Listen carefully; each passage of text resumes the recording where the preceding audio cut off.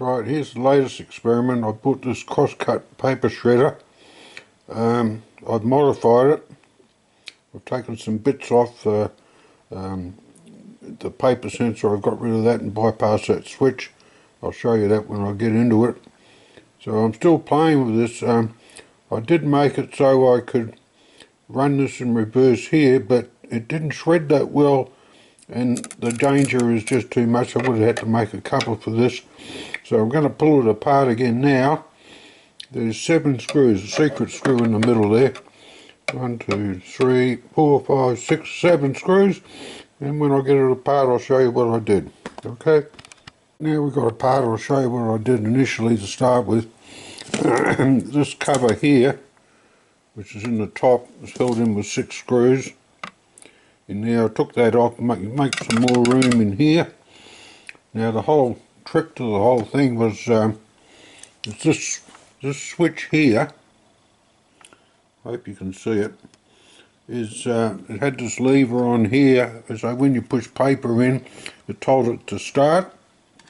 But I wanted it running all the time, so all I did is I took that lever off. I'll see if I can get back into here, and I just put a filter tip in there to hold that switch made. So when I switch it to auto, it runs all the time. The problem I've got is this gap here is too narrow, and I've got to widen it up. That switch no longer needs to stay there, so I can take that off. But to do that, because that's all one piece, I want to actually take this motor off, take that switch off, so I've got this whole thing separate, and I'll work on it from there. So, but it just needs to be a bit wider. It's too tough trying to get the leaves down there. That width there is probably okay. That switch can come off of there, and I'll mount that somewhere in here out of the way. So that's where we are, and we'll come back to it when I progress. When it does shred though, it's perfect for the Powermatic 3. It gives little chunks. Okay. Right, we're up to plan B. I was hoping that I could pull this piece out, but I can't, otherwise the whole thing will fall apart. I took this cover off. It's all full of gears and things. It was a mongrel of a thing to get back on, so I got it back on and I'm going to leave it.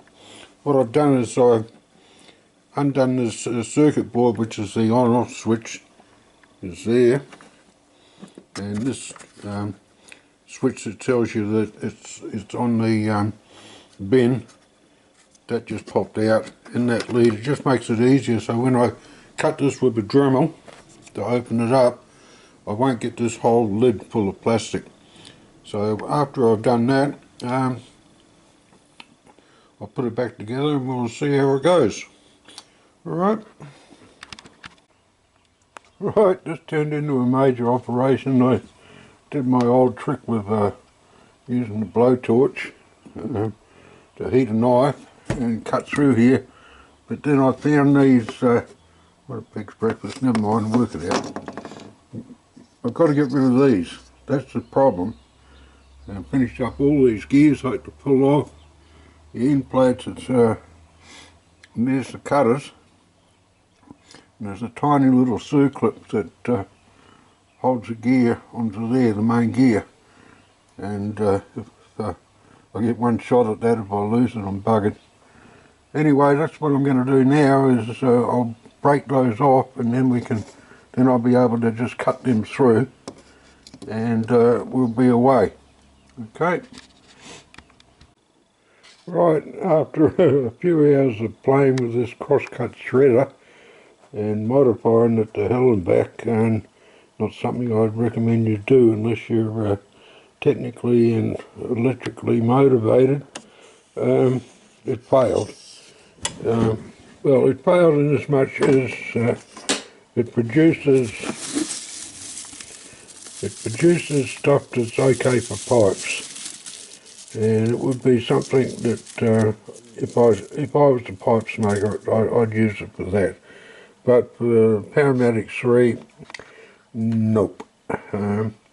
However, it's not all a lost cause, because I'm toying with the idea of making my own shredder or do it properly for the Powermatic 3, and I may dismantle this again, even though it's a major, and change all the cutters to something else. Anyway, it was the $60 experiment that failed.